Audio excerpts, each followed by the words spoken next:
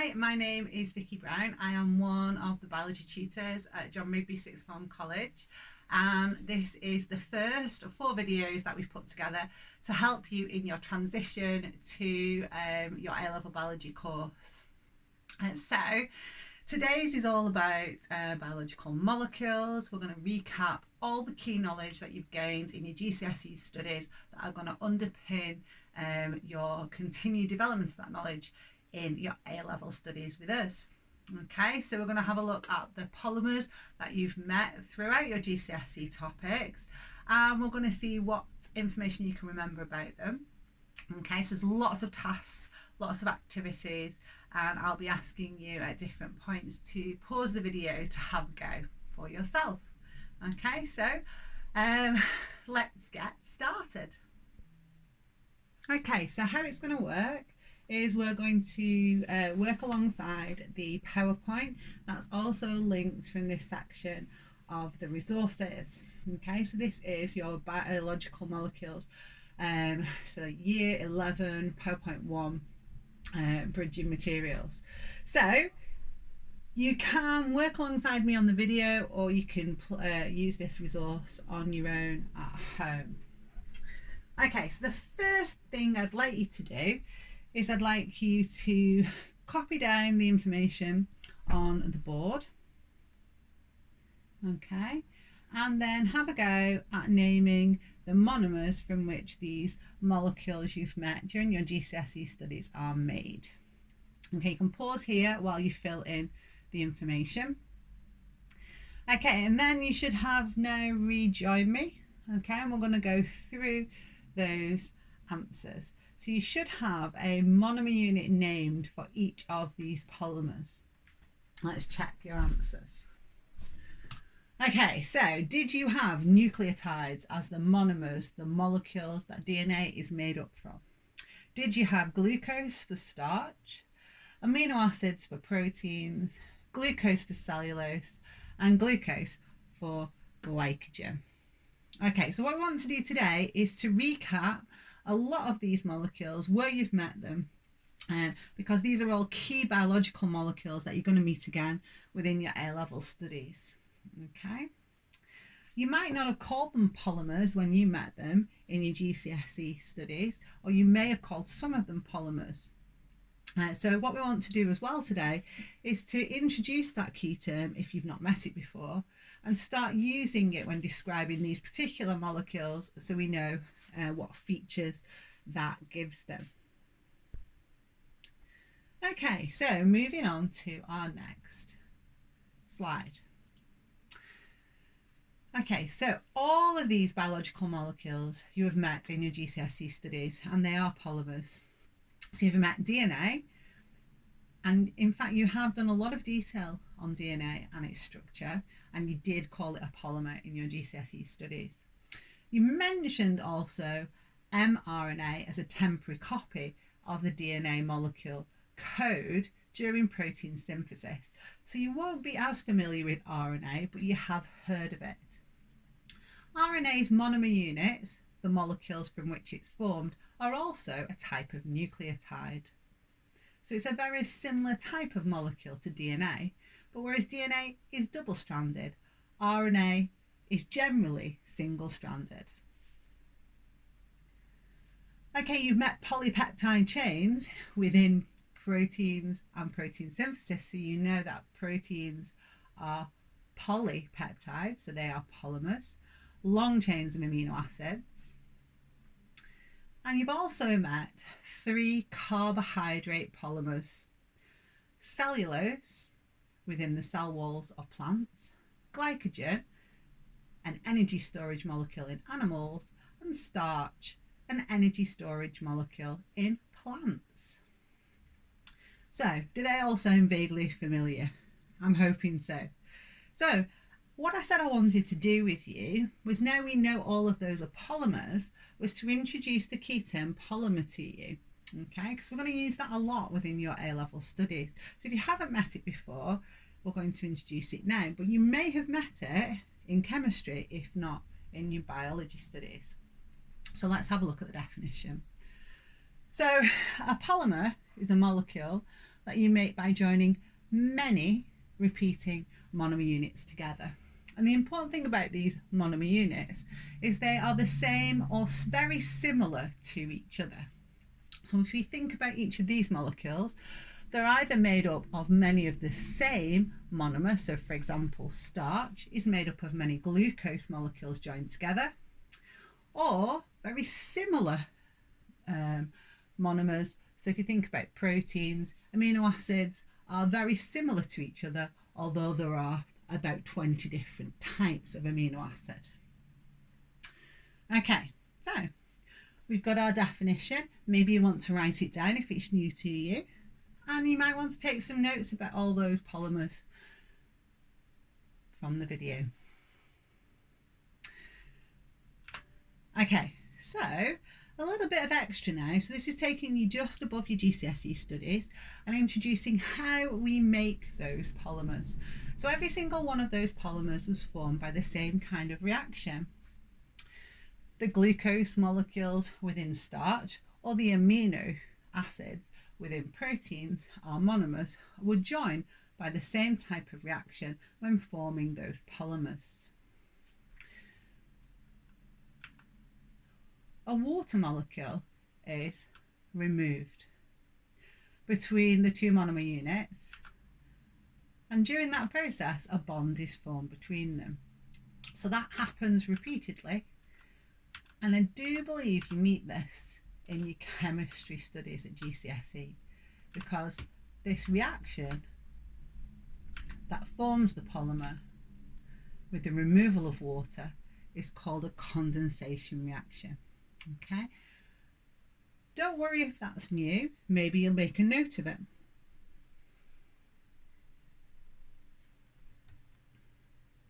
Okay, moving on to our next slide. So DNA then is your most familiar structural polymer.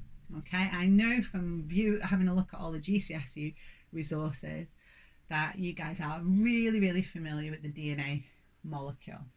You might not call it its full name, deoxyribonucleic acid, but you do know that it's made up from repeating nucleotides joined together to produce not one long strand, but two strands, and that those two strands are joined together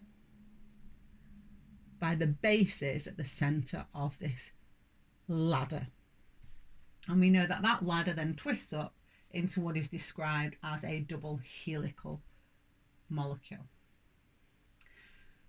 Okay, so the picture that I've put up there is actually the one from your A-level student notes. Okay, you can see the only real difference between what you will know about the structure of DNA at your GCSE studies and the structure in your A-level studies is we start to name the bases and we start to talk about what's holding them together, so the type of bonds holding them together.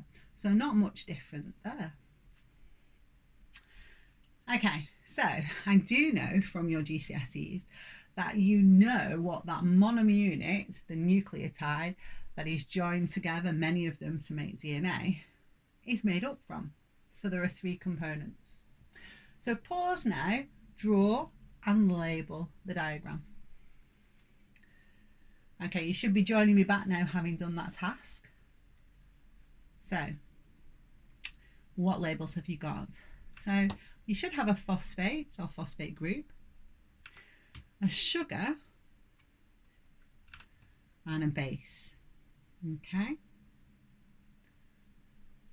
so let's have an exam question check now. Oh, almost. So just a reminder that these nucleotides, these structures, are monomers, and they're joined by enzymes when we're forming DNA to make the long chains that make that DNA double helix up. So if we go back to that picture, you can see the repeating nucleotide units. They've been joined together by a bond catalyzed by an enzyme, these positions. Okay, so now a quick exam check. Okay, so I believe this was from the 2019 GCSE paper. can see they were trying to be a bit tricksy. They only showed you one strand of the DNA molecule and asked you to label X, Y and Z. So can I ask you to do the same now? Give it a go on the paper in front of you.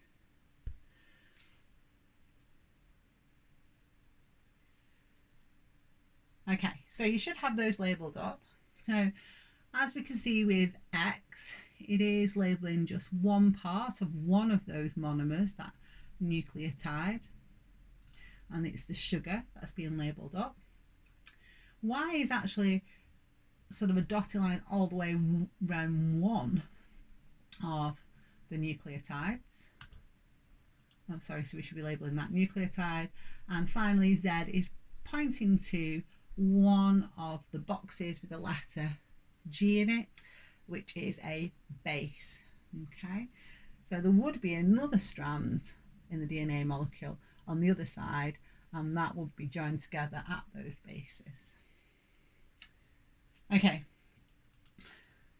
so that's DNA. You know quite a lot about DNA. Okay, when you come to college, we won't talk about DNA again straight away. It's a few topics in, okay, but it is important key knowledge. There are some other polymers that you've met that we're going to need the information for in the first topic of your A-level studies at John Rigby sixth form. Okay, so some other polymers you've met in your biology GCSE course.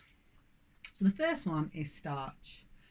Okay, so I know that you met starch twice in your GCSE course, and that from the information you'll have been given, you know that it's a molecule made from joining lots of glucose molecules together.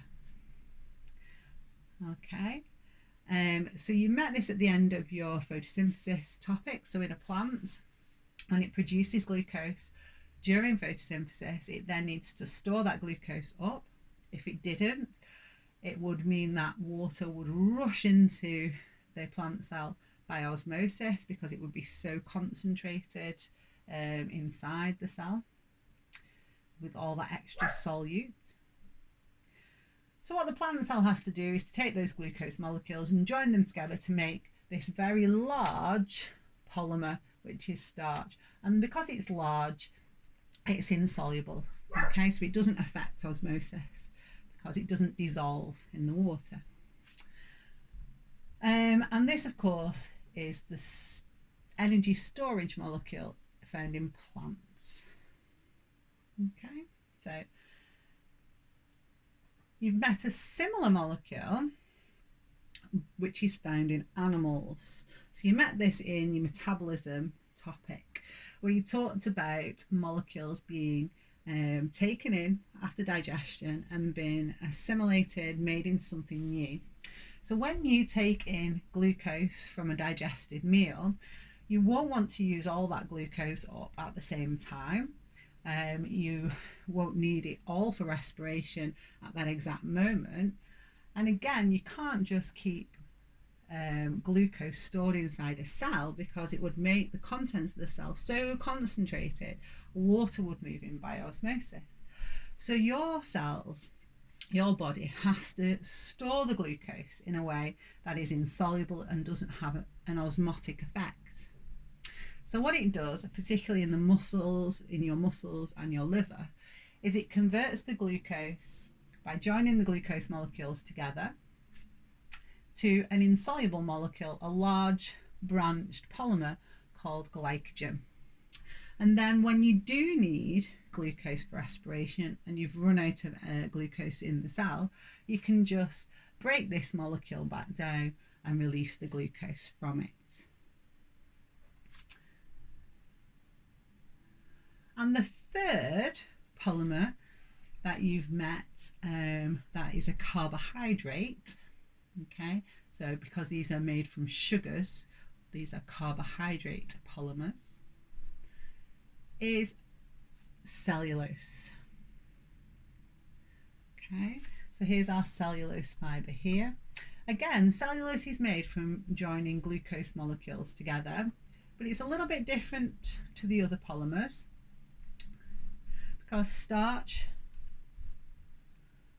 and glycogen were both storage molecules and highly branched, whereas cellulose is a long straight molecule and there's lots of them. They line up next to each other, they join together to produce these long cellulose fibres, which make up the very strong cell wall of a plant. Okay, right, so let's see whether you were listening carefully. What have you picked up from the video there about these three carbohydrate polymers: starch, glycogen and cellulose? What do they have in common and how do they differ? Pause, write your ideas down and then join back. Okay, so you should be joining me back now. I'm hoping the first thing you've written is they're all polymers. And not only are they all polymers, they're polymers of glucose. The monomers that are joined together to make these polymers are glucose. They're all insoluble. Okay, now that's a feature of a polymer, because when a molecule becomes really big, it won't dissolve well. Okay, so it becomes insoluble. You can see this if you cook some pasta. And as the water cools down, you'll see that the starch forms like a sticky gloop on top of the pan. That's if you wash up, you'll notice that. Okay. Other things I'm hoping you've picked up on. Well, starch and glycogen were storage carbohydrates and they were branched. Now that's an important feature to a storage carbohydrate, because you want to be able to store your glucose up for when you need it later on. But sometimes you need to release the glucose really quickly.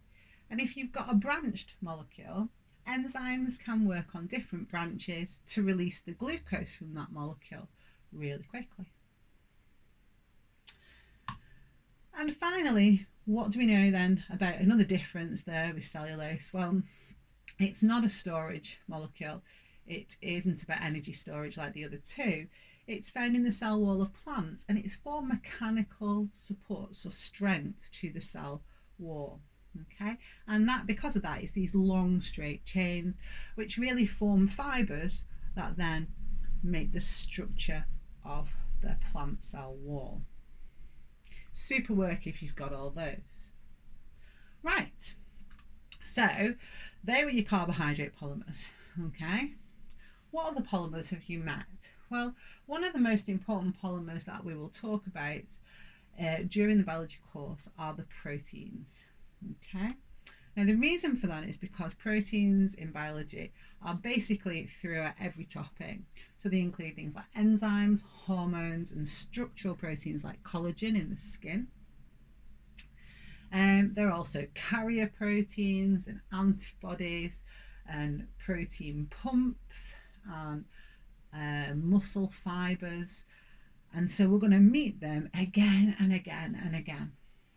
So one of the really important topics that we will look at again in the first year of your biology studies at John Rigby is protein synthesis, and that's where you've met proteins so far in your studies of biology. So I'm pretty sure by now you recognise they're a polymer, and you know that the monomer units you use to join together to make these are amino acids. Because you have studied protein synthesis in your GCSE, you do know a little bit of how the protein is put together. Okay, so you know that in the cell, these proteins are produced at the ribosome, and there is another polymer, an messenger RNA, which has a code that determines the order the amino acids are placed in. I always think this is the coolest thing about proteins, because now the polymer has similar but not identical monomer units. We can now create a massive variety of different types of protein, depending on the order we place the amino acids in. Okay, so if you take even just the same amino acids and change the order, you're going to have a different protein, because where those amino acids are determines how the protein then folds up. Okay, so the order of the amino acids determines how the protein then folds up. So how this chain folds up, and that makes a specific protein with a specific job. Okay, now I know this is one of the trickiest things that you did in your GCSE studies. So it doesn't matter if you can't remember all of this, okay? But I thought I'd give you a bit of a challenge. Now remember, we will be recapping this in your A level. So it's nice to have a basic idea like this, and obviously we're going to look at it in much more detail. Okay, but can you first, on your own, have a go, just writing down anything you can remember to describe the process of protein synthesis in a cell as if it was a 5-mark exam question, so that kind of detail. Pause the video and have a go here. Okay, now if you join me back, we're going to have a look at your answer against a good one. What a good one looks like, a waggle. I like a waggle. Okay, so have you got the same descriptors? Have you got something to the words of this? Firstly, the code for the protein in the DNA is copied into a messenger RNA. So we've got to say that we've copied the code for the protein from DNA to RNA. The second thing I need to tell the examiner is that that messenger RNA can travel to the ribosome. Okay, it is a big molecule, but the nucleus of the cell has got pores in it that are just the right size to let these messenger RNAs out of the nucleus. So the DNA can't move because that's much bigger than messenger RNA, but the messenger RNA copy can move out of the nucleus through the nuclear pore. Okay, so at GCSE, what we'll be expecting in your answer next? Well, once it's left the nucleus, it's going to travel to the ribosome and bind to it. Okay, then carrier molecules will carry specific amino acids to the ribosome. Now at GCSE, you don't need to know what those carrier molecules are, but your teacher may have told you. I would find it hard not to tell you. They're a second kind of RNA called transfer RNA.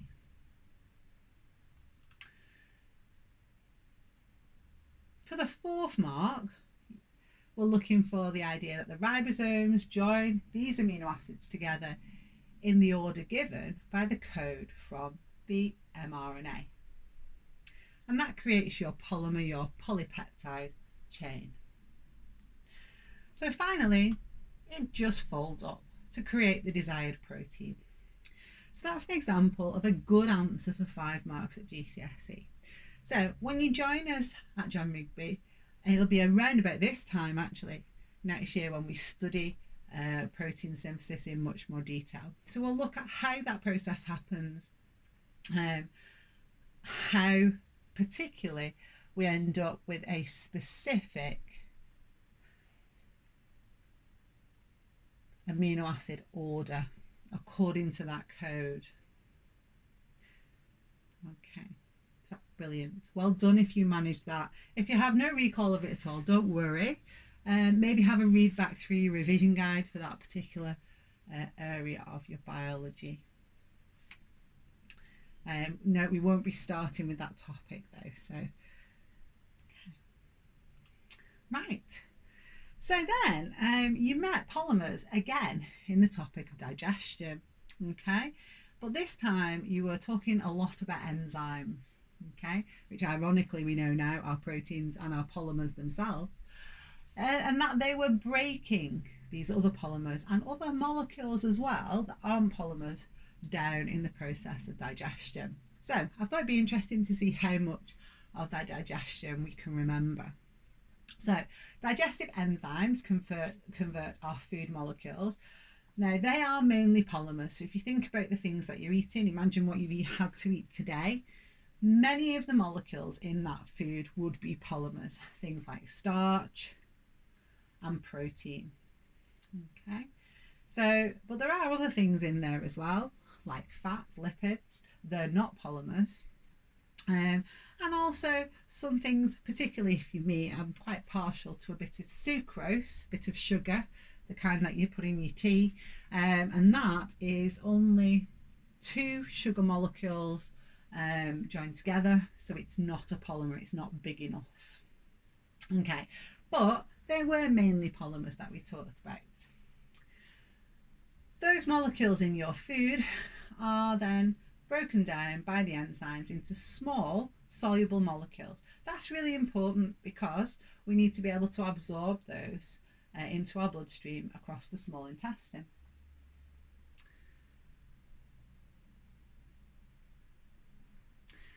Then the products of this digestion are used to build the new carbohydrates, lipids and proteins inside us. Now that's really interesting. So we've already talked about how we would store the glycogen by joining glucose molecules together, but we would also take the amino acids, which are the breakdown products of our food molecules, and use them in our cells to make new proteins. There's a posh word we use for this in our A-level studies. Okay, so we talk about digestion being hydrolysis or breakdown of large molecules to small soluble molecules. Then we say they're absorbed, so that means that they've crossed into the blood and taken up into the cells. And then within the cells, when we're saying that they're being built into new molecules, we say they are assimilated into new molecules. Now, of course, not all of them are made into new molecules because we don't store all the glucose. The cells need glucose for their respiration too. Okay, so that's an overview to the process of digestion that you did in your GCSEs. Just slotting in some new understanding that we've met today about some of these molecules that you've already described at GCSE being broken down were polymers. Now, I like this analogy. We'll have to see whether you like it or not, okay? So I think the digestive system and thinking about digestion is cool because we've got here, for example, a representation of a protein. So this is a castle. I know I'm not crazy, but I'm saying it's representing a protein. So it's made up of blocks. The blocks are representing the amino acids found in that structure of that protein. So during the digestive process, we say that this is being broken down into these monomer units, so into the single amino acids. They're small enough to be absorbed, and then they're carried to the cells, and in the cells they're used to build new proteins, and they can look and be completely different to the proteins that were eaten. Okay, so they're the building blocks of making all the variety of proteins that our cells need to make.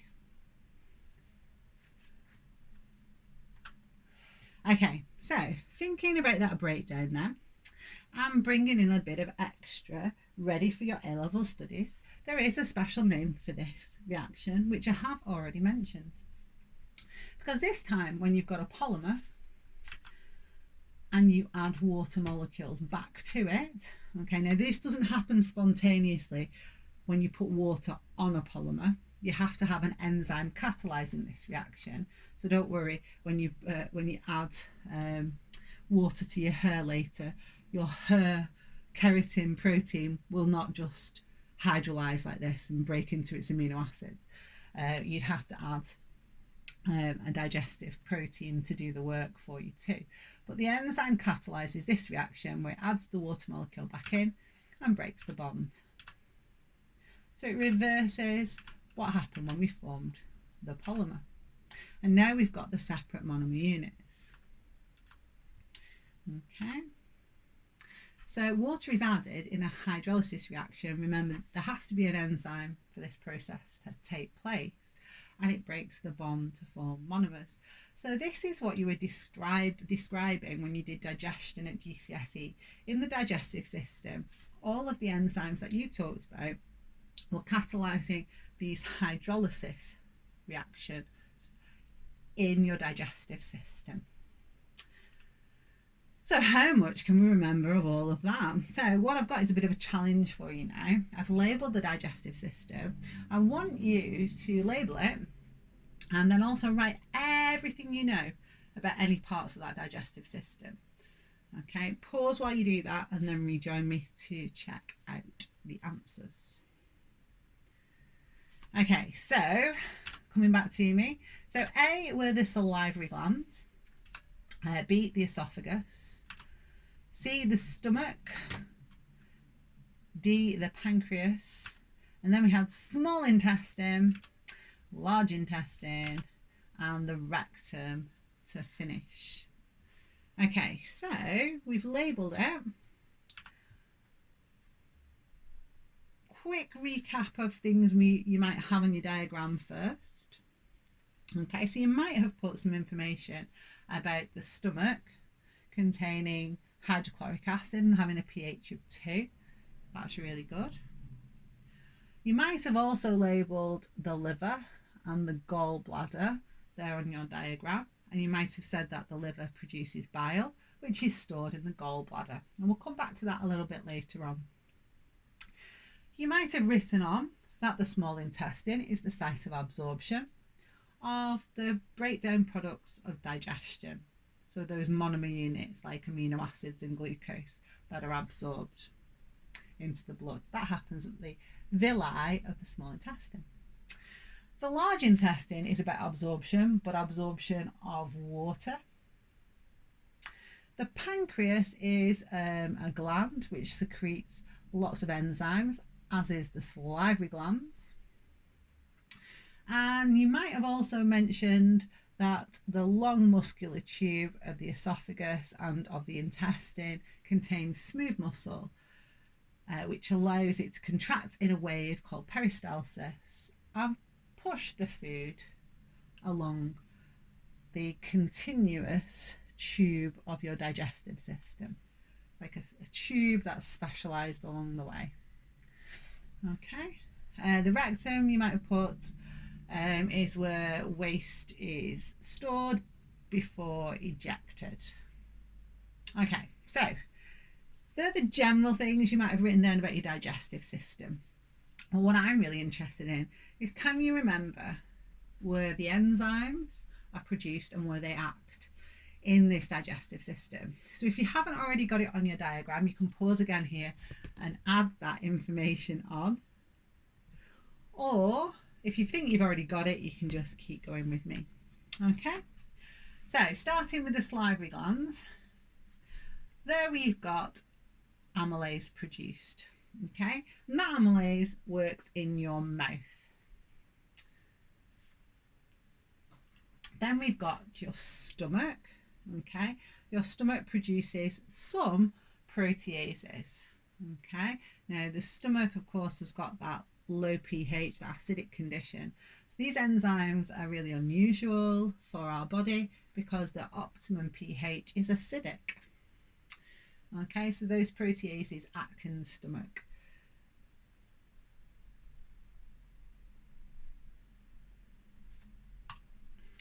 Then we've got the pancreas. As I said, it's a gland. It's the one where basically everything is produced, nearly all the enzymes in your digestive system that act in the small intestine. So you've got amylase, lipases now, and even more proteases. Okay, and if you look at the pancreas, it looks like a feather on this diagram. You can see there's a tube connecting that up to the small intestine. So that secretion containing those enzymes is secreted into the small intestine there. Okay, and then finally there are some other enzymes that are actually produced in the small intestinal cells themselves, and there are some other carbohydrates, and they act at the small intestine in the lumen, in the so not in the cell but in the intestine or lumen itself. Okay, so that's where they're produced and act, but what do they do? Another challenge for you. Oh, quick stop first. Exam question. So this is, I think, or it might be the specimen paper, this one. So in this one they ask about carbohydrates. This is an old GCSE question. Is an enzyme produced by the pancreas? Okay, so there is a carbohydrate produced by the pancreas because amylase is one type of carbohydrate, and then the others we just called carbohydrates. So we don't name them all at GCSE. We will learn the names of a few of them. Maltase, sucrase, lactase, etc. in your A-level studies. But at GCSE, you're allowed to call them all carbohydrates. So that group of enzymes break down carbohydrates, and amylase breaks down a type of carbohydrate. So it's also a carbohydrate. So that's the one that's produced in the pancreas. So it says carbohydrate is an enzyme produced in the pancreas. So that's your pancreatic amylase. Name two other glands in the digestive system that produce carbohydrates. Okay. Now it's asking for organs, and the answer it was looking for were the salivary glands and the small intestine itself. So if you look back, are all the places where amylase and the other carbohydrates are produced. There's only really the stomach, which is novel and only produces the proteases. Okay, so we've said where they're produced, where they act, and I've tried not to give the game away on what they do. So, can you remember? Okay, so I'd like you to copy down the table and complete it. Okay, so what do these enzymes break down, and what do they break down that molecule to? So what are the monomers that would be released, or the breakdown product, because they're not all classed as monomers. Okay, so pause while you finish and then rejoin. Okay, so for our carbohydrates at GCSE, we're just expected to put that they break down carbohydrates to simpler sugars. Okay, because they're, depending on the type, they're different sugars. But you were supposed to know one named carbohydrate, which is amylase, and that breaks down starch to simple sugars. Now, the reason we don't say glucose here is because starch actually only breaks every other bond in the starch polymer chain, and that leaves you with a disaccharide, a double sugar, rather than taking you all the way to the glucose. You do need then another enzyme to finish the complete hydrolysis of the molecule off, but we'll look at that when we do our first topic. Okay, proteases. So proteases break down proteins to amino acids. And finally, lipases. So lipases break down lipids or fats to glycerol and fatty acids. All right, so now we've got the job of these enzymes. You can see you met the monomers and these polymers in that topic. And although you didn't talk about hydrolysis, you called it breakdown, you were talking about enzymes that were catalyzing the hydrolysis of molecules. Okay, so I did say we would come back to bile. Okay, so bile does play an important part in your digestion. It's made in the liver and stored in the gallbladder. It's alkaline. So do you remember saying that the stomach has got that pH of 2, a very low pH because of the hydrochloric acid? Well, if you think about the pancreas releasing all of these lovely enzymes into the small intestine, if the pH was still acidic, that would denature them. So the bile does the wonderful job of neutralizing that hydrochloric acid and bringing the pH back to 7. Now, the other really important job of bile is that it emulsifies fats. So you can see that in this diagram here. Got one big fat blob, and you add your bile salts, and it's separated into lots of tiny droplets. Why is that so important?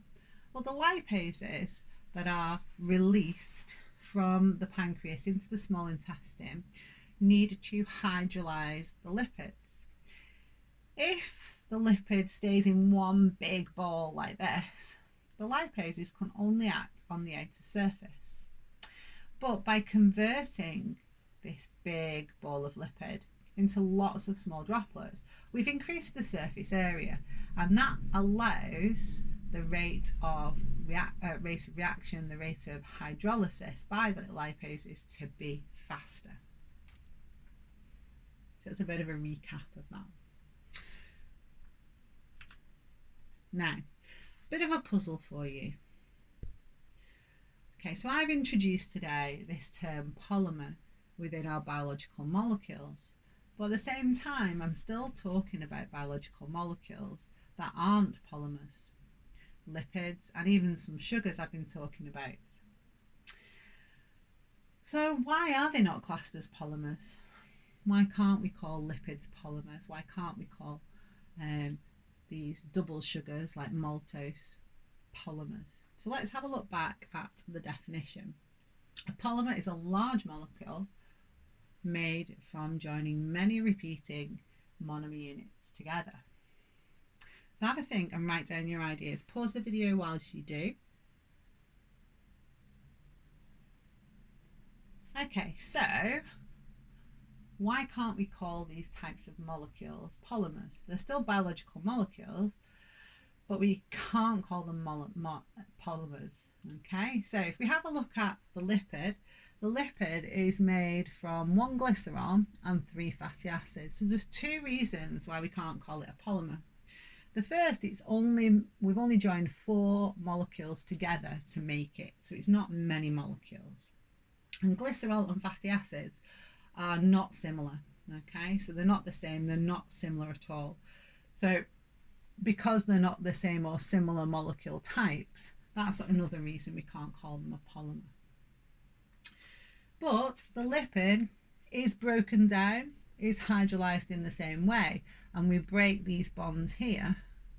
So that's what the lipases do, they break these bonds here by hydrolysis, okay, so adding water back in.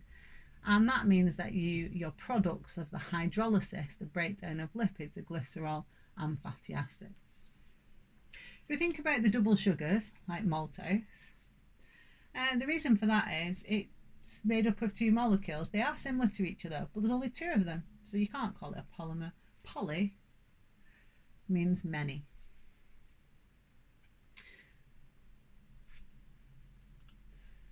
Okay, bit of a pause now for a GCSE exam question based on your digestion knowledge. Do you want to have a go at this? Pause and then rejoin me for the answer.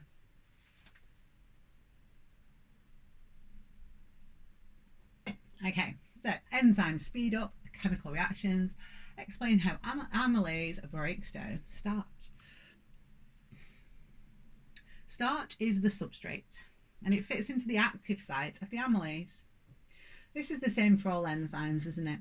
They're specific, they do only one job because the substrate fits into the active site. And that's because the shape of amylase's active site is complementary to the structure of starch. Now, if you haven't used the term complementary before to describe active site fitting with substrate, it's one of the best words in our vocabulary to express that, because it means that the 2 shapes fit into each other like a key fits into a lock. Okay, so they're exactly complementary. And once that happens, amylase breaks the bonds between the sugars within the starch. Now, as we've said, at A level, we'll be taught a little bit more about this, and it's every other bond that is broken. But we get the release then of sugars from our starch. Okay. Just notice my question's not changed. I'll just go back to my original question.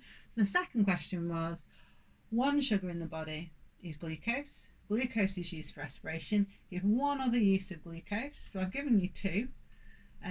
It's joined to make storage molecules like starch and glycogen. So that's what we've recapped today.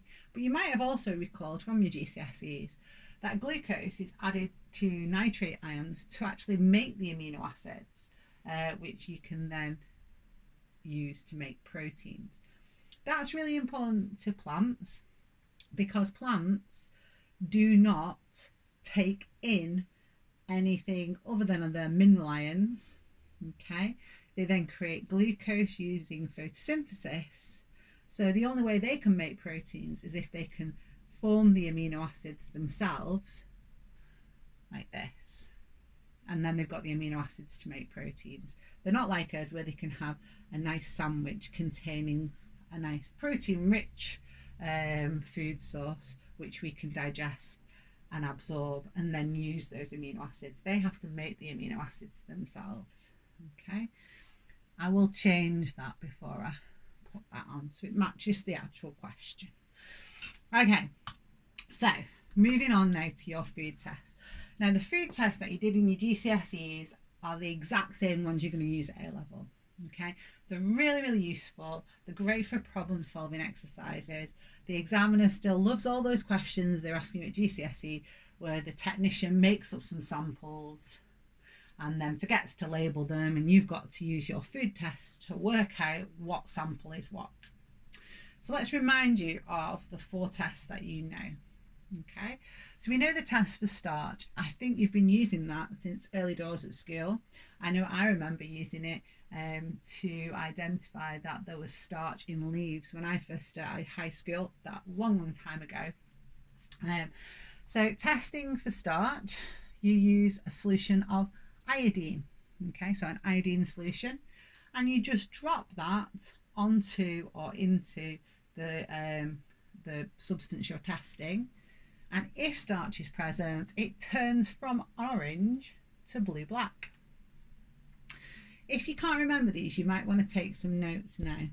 Okay, so testing for starch, use the iodine solution. It's orange. You drop it onto the substance or into the test solution and it will turn blue-black. Now, as I'm at home at the moment, I can't demo this because I don't have my solution. So what I have done is in the resource list, you'll find links to a friend of mine doing each of these practicals in a video link. Okay, so if you do need to recap them, you can.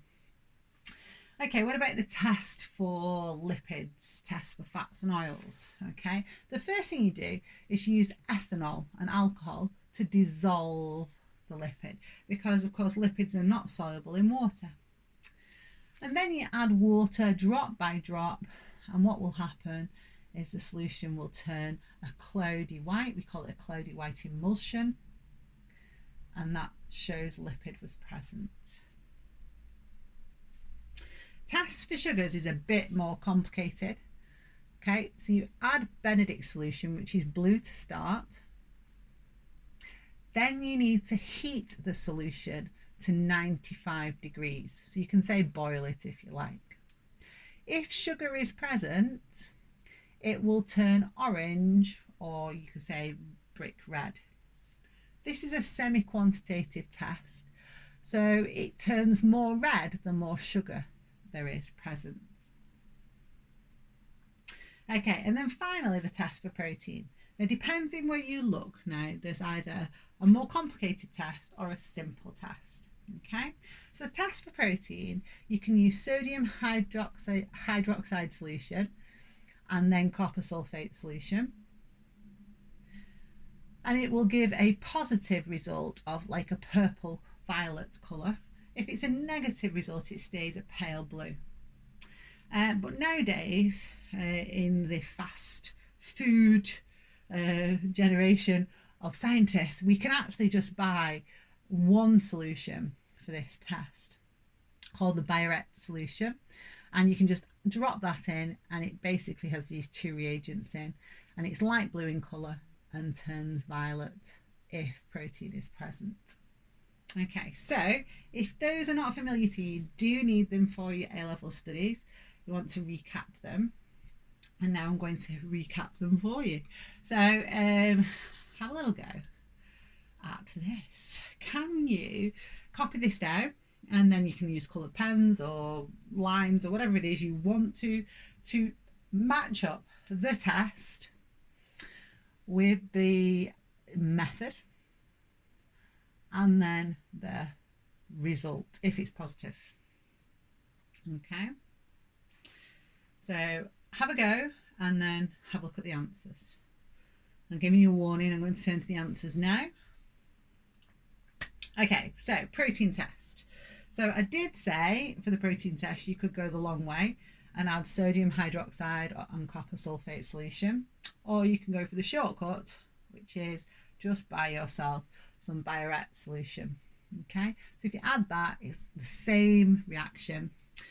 The colour changes blue to violet, and that confirms protein is present. The starch test is a nice good one, nice easy one. Starch test, add iodine solution, and the colour changes orange to, we call it blue black, so it's a very dark blue colour. The sugar test, you add Benedict, but you must remember to heat to 95 degrees. And then you get a colour change, which is blue to orange, or you could say brick red. Depends how much sugar is there. And then finally, the test for lipid. You add ethanol, so you dissolve your sample in ethanol first, and then you add water just a drop at a time, and a cloudy white emulsion forms if lipid is present. So if you want to recap those practicals, in the resource links, the extension at the end of this bridging material topic, you'll find links to videos of each of these. Okay, so now we're going to have a little spot quiz on this. So, can you name the test? So, a test for protein, what did we use? What reagent? Can you name the test used to identify the presence of protein? So this is a positive result for that test. This is our violet colour. Is it the iodine test, the Benedict test, or the Biochem test? You're right if you've got that bottom one. Well done. Okay, so that is a light blue to violet if protein is present, and you just add the Biochem reagent, or sodium hydroxide and copper sulfate if you want to go old school. Now, I thought we might just recap this key term too. Which of the following terms means a measurement is one which is close to the true value? So you will have taught at school about lots of practical terms, and these are precise, reliable and accurate. Which of those means that the measurement is one which is close to the true value? Okay, it is accurate. And if you're unsure of those key terms, okay, then there are some links on the AQA website from the A-level biology where it talks about practical key terms, and you can print off a list of key terms there that you should be familiar with. We will give you a copy of them in your opening workbook at college. Okay, so what are the tubes in the diagram showing a positive test result for? So this is before, and this is when we've added our test solution. Is it for reducing sugar, starch, or lipid? Well, it starts orange and it goes this lovely blue black. So that is our positive iodine test for starch. You'll notice that I've put a key term in front of the sugar here. Okay, so at A level we'll start to class our sugars as reducing and non-reducing sugars, and in the little video links my friend talks about the two different ways you can use Benedict solution to work out if your sugar is a reducing sugar, so test positive straight away, or a non-reducing sugar will test positive with Benedict, but you have to do something to the sugar first. So if you're interested in that, you can check it out in those videos. Okay, so what is the name, do you think, given to the test for lipids? What else can we call it other than test for lipids? The iodine test, the Benedict's test, or the emulsion test? It is the emulsion test, and you can see that there's a white cloudy emulsion formed as a positive test result in this one here. Okay, so what does the test in the diagram show the presence of? So this is before and this is after. Okay, so does it show us that we've got reducing sugar, protein, or starch present? Well, even though we're not quite sure about this reducing yet, I'm hoping we've picked the sugar, because this is, of course, the orange, or, well, it's orange in this case, could be brick red if there was more, Benedict's result when you've got sugar present. Okay, one more about practicals. Which variable is the one that you change in your experiment? Can you remember this from your GCSEs? Is it the independent variable, the dependent variable, or the confounding variable?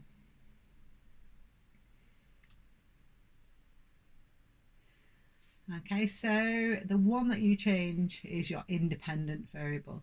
You measure your dependent variable, and you try to keep your confounding variables the same. Now, I'm hoping, because it's one of the compulsory practicals that you should have done during your GCSE biology, that you're kind of familiar with this bit of kit.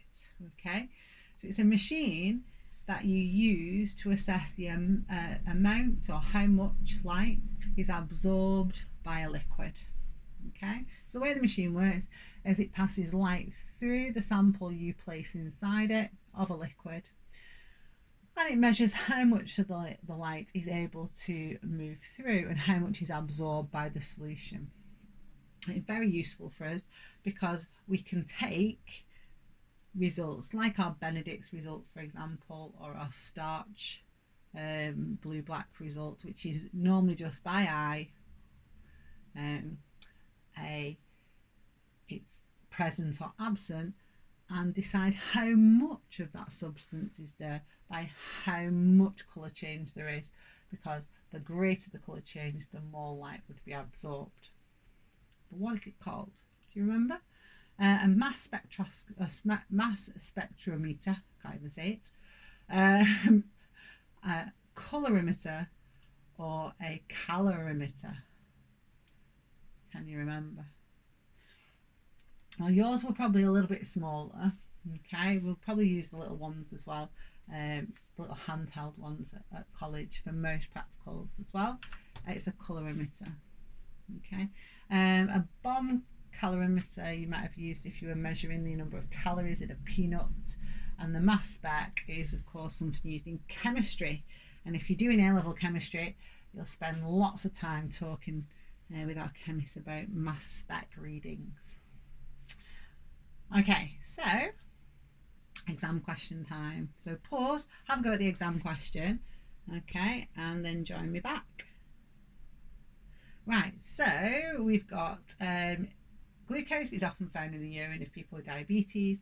Name a chemical to test for glucose, and then describe the test to show that a person's urine contains glucose. So we're just applying our test for sugars, okay, because glucose is a sugar. So we use Benedict's reagent, that's the chemical. We add it and we heat to 95 degrees, and a positive change would be a colour change from blue to orange, or a colour change from blue to brick red is fine too. Well done if you've got all those. Now, the last thing I want to review is that rather difficult practical, compulsory practical you did in your GCSE studies, where we've got an exam question. Okay, now I have linked, in case you don't remember this, or it's a long time ago that you did this practical, a video link explaining the practical here. So by all means, you can go into the PowerPoint and have a look at that link and play the video. Okay, so the method we're going to have a look at first, and then we'll have a look at the question. So a student investigated the effect of temperature on the activity of human amylase. This is the method used. Okay, so they put 2 centimetres cubed of 1% starch solution into a boiling tube. Then they put 2 centimetres cubed of an amylase solution into a second boiling tube. Then they placed those 2 separate boiling tubes into a water bath at 20 degrees C. And they left it for 5 minutes before mixing the amylase and the starch together in the one boiling tube. After 30 seconds, they add a drop of the starch amylase solution and a drop of iodine to one well on a spotting tile. And they keep doing that until they no longer see a colour change. And then they repeat this at 40, 60 and 80 degrees.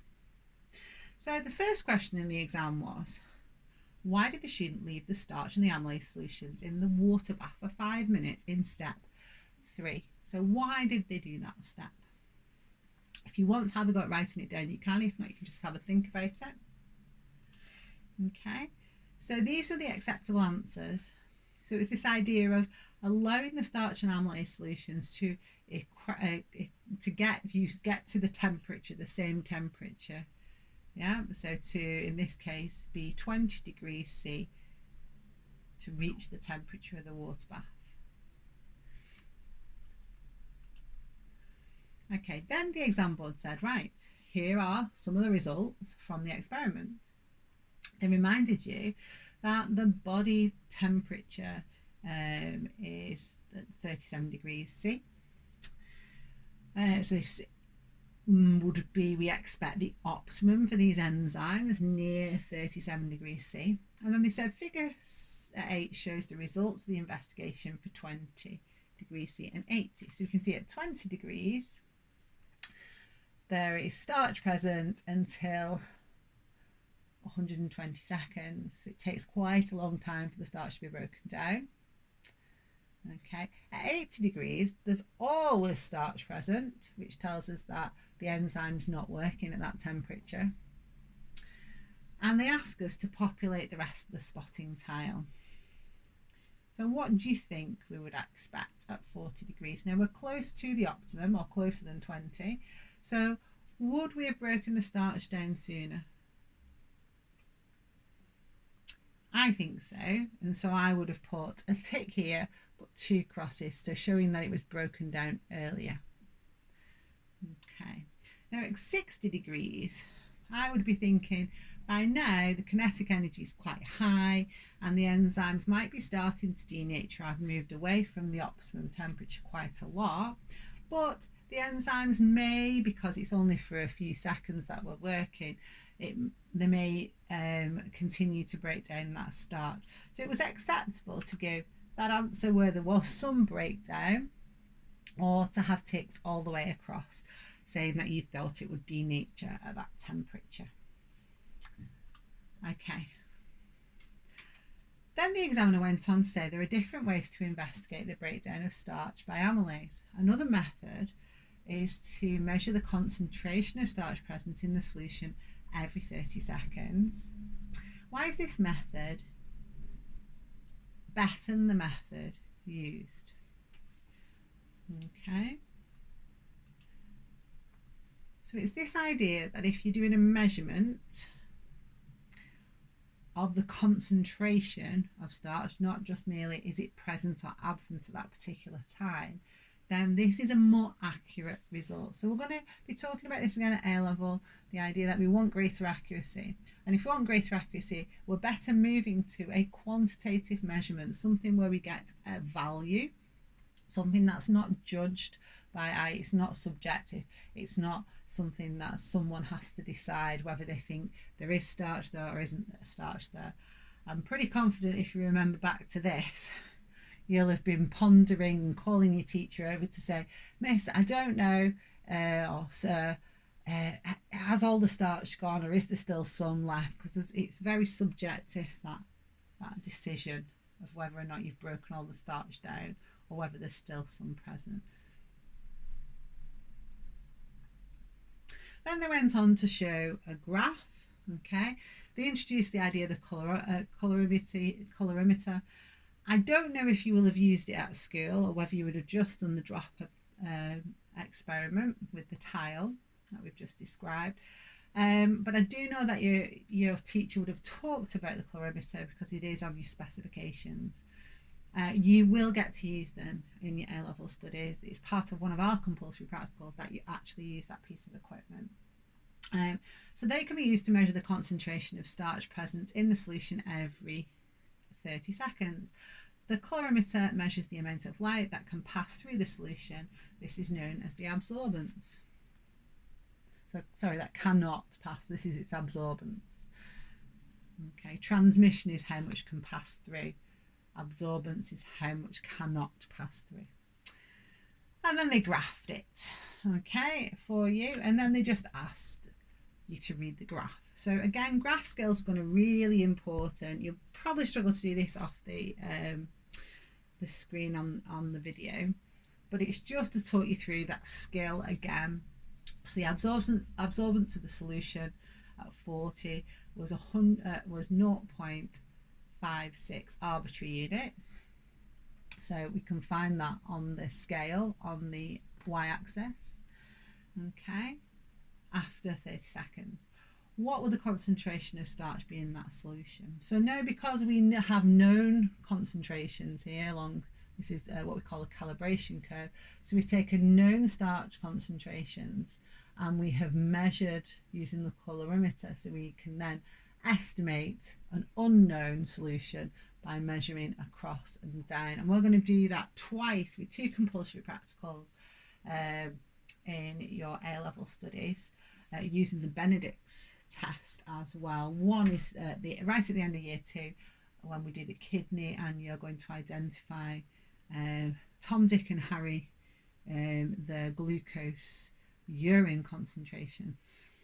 But in this case, you would have just gone up the y-axis, found your 0.56, read across and down to the x-axis, and would have got 0.07%. Then it says predict the absorbance for the solution at 80 after 30 seconds and give a reason.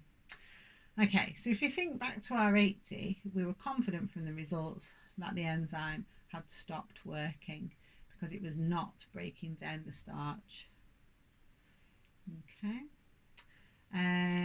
we know that at 30 seconds it definitely had not broken down any starch. So if you think about the maximum concentration at 80, so that's our start concentration. You have to go back to your method of 1%. Had to go all the way back in the exam questions to get your 1% concentration.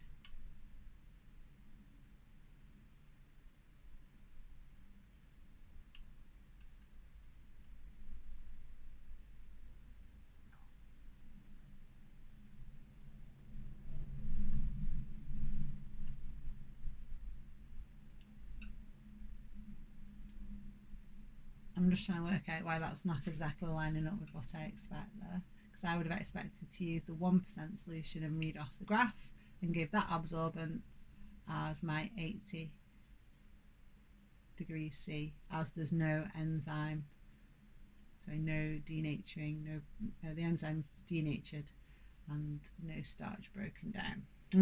Right, so answers on a postcard. So I will be interested to get some feedback from you guys. So because it's 1%, I would have gone up from 1%. That's concentration of starch in percent, 0.5. Now I get it. So they're tricky. Okay, it was a 1% solution, but look what we did when we added the amylase. 2 centimeters cubed, 2 centimeters cubed. We halved it. I bet you're all shouting this at the screen. So that gave us a 0.5 starch solution. So then going to the graph, I'd have got this wrong. That was very naughty, wasn't it? 0.5 up to the top and read across. So that's where our 0.08 comes from, which is what we expected. We expected all the starch to still be there because it's denatured. We had the right explanation. But we really had to have a good look into the method to work out what our starch concentration was. So we started with a 1% starch solution. We diluted it by half when we added the amylase, when we mixed them, giving us a 0.5 concentration. None of it's broken down, and so it was read off the graph as 1.08. You should always check exam questions before going through them like this live. Okay, so what's it going to look like in your A level? Well, actually, quite a lot of the questions are like that, where you do need to go back and read carefully, which I obviously had a bit of practice. But other things to tell you. So we're going to start at the beginning of your A-level studies with carbohydrates and lipids as our first topic. So starch and glycogen and cellulose are going to be back up as important polymers. We're also going to use your food test, your Benedict's test, and we're also going to study lipids then, which means we'll be doing our emulsion test. Then we've got proteins, we've got topic which is DNA and RNA, so these are all very early doors in year 1. We do DNA replication. Protein synthesis is a little bit later on in year 1, the digestive system and the enzyme practicals, quite early doors. So you can see a big long list of places where all this knowledge is going to come back in really early doors in your A-level biology course. The other thing I can say is that there are lots of opportunities like this for reading off graphs in exam questions, so that will continue. Quite often with A-level we might have to do something with the data once we've got it, okay, so maybe a calculation a little bit further. We might have to read 2, for example, and do a ratio. So that's a skill that we're going to continue to develop. Other skills, practical skills, and key terms in our practicals, such as dependent, independent variables, accuracy, reliable precision. All these kind of things will come back into our practical work as well as our food tests. Okay, so reviewing all of this will mean that you are nice and well prepared for your start with us at John Rigby for your A-level biology.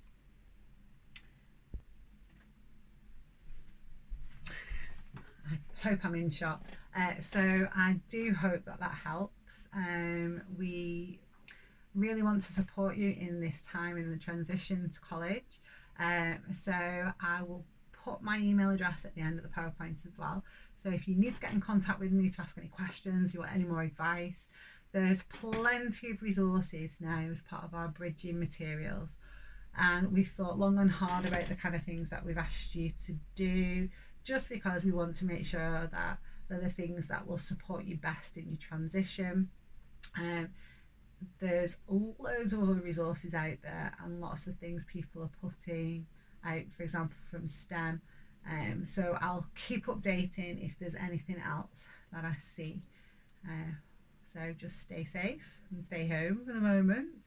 And we hope that we'll get to do this properly in person very soon, to get us ready for that brilliant start in our A-level biology. Okay, so bye for now.